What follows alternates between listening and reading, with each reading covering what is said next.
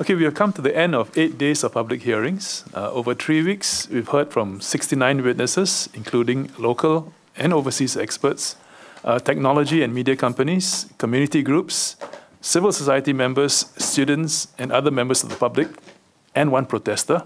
There was extensive involvement and robust engagement, and it reflects our sincerity to consult widely and to engage deeply on the issue, so to properly understand the problem and recommend solutions that would best serve Singapore and Singaporeans.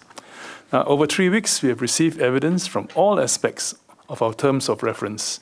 We heard firsthand how deliberate online falsehoods are a real and serious problem and how they can harm national security, racial and religious harmony, public institutions, and democratic processes. We learned about how digital technologies have made it easier, cheaper, and more profitable to create and to spread falsehoods, and how technology and our heuristic tendencies have made them harder to counter. We heard how there is no one silver bullet, and how we need a whole suite of different measures to address this complex problem, including public education, media literacy, fact-checking, quality journalism, technology, and legislation. We discussed how the government, media, technology companies, and the community need to work together to tackle what one witness refers to as the threat of our time. Specifically, we heard how organized disinformation campaigns have been incorporated into the arsenal of offensive tools employed by state actors to undermine the sovereignty and security of target states. Online falsehoods have also been used to manipulate electorates and to exploit racial and religious fault lines in society. We also heard how the drip-drip effect of falsehoods can, over the long term, undermine public trust.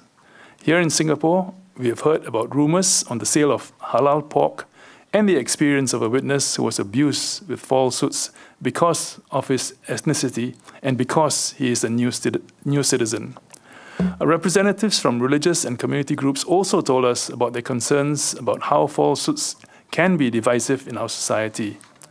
We also held 2 private sessions to hear about information campaigns with national security implications for Singapore.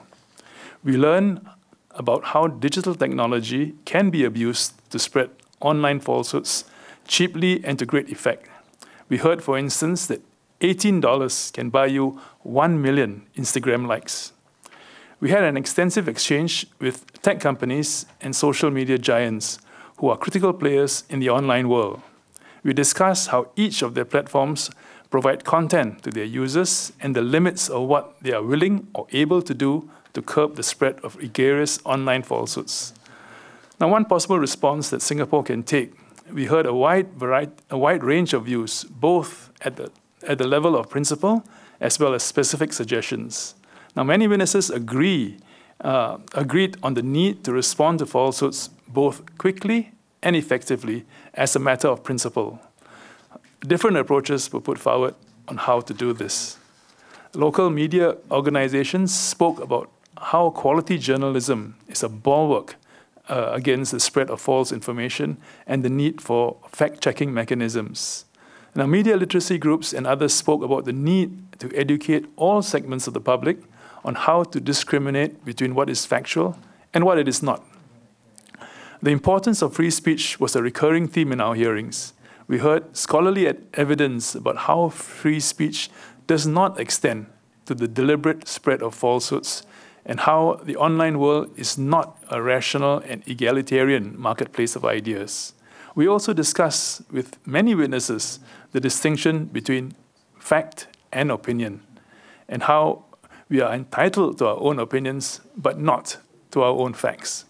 On the other hand, we also heard views from some civil society members against any limits to any form of expression, even if they're demonstrably false and harmful.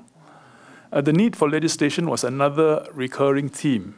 We heard evidence about how current laws had limits of scope, speed, and adaptability, and why we need new legislative levers. We heard specific proposals on the contours of new legislation, including takedowns, rights of response, and demonetization, as well as the need for judicial oversight and due process. Now, some witnesses were opposed to any legislation at all, even if today's laws were inadequate in countering the harms posed by deliberate online falsehoods. The evidence we have received have given us much to think about. We are grateful to everyone who has written to us and everyone who has given oral evidence. When Parliament reconvenes, we will resume our work to reflect on the evidence and to work on a report. Thank you.